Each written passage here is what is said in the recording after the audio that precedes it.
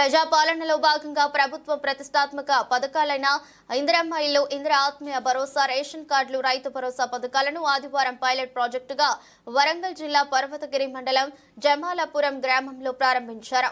పలువురు రైతు భరోసా, ఇందిరమ్మ ఇల్లు, ఇందిరమ్మ ఆత్మీయ భరోసా, రేషన్ కార్డులు లబ్ధిదారులకు మంజూరు పత్రాలను అధికారులు, నాయకులు అందజేశారు.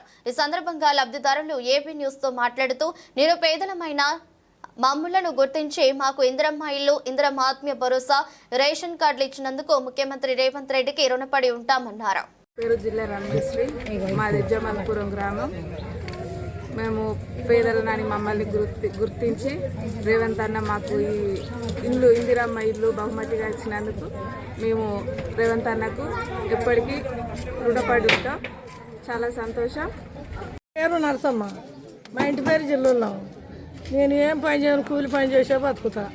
నాకు భూమి లేదు, ఇల్లు కూడా లేదు. ఇంత గుడి చేసుకున్నా, నా బతుకు నేను బతాను సార్. నాకు అంతే, ఏమి లేదు. నెలకు 12,000, నెల ఏడాదికి 12,000 ఇచ్చిండు. హేమంత్ రెడ్డికి రుణపడి ఉన్నా. నా పేరు ఎల్లమ్మ, హేమంత్ రెడ్డి. నేను కూలి పని చేస్తానని నాకు పని కొత్త ఇచ్చాడు. నా పేరు భూలక్ష్మి. మాకు భూమి లేదు, జాగ లేదు, ఏమి లేక మాకు 100 రోజుల పని చేస్తా అంటే సంవత్సరానికి 12,000 ఇచ్చాడు రేవంత్ రెడ్డి సార్.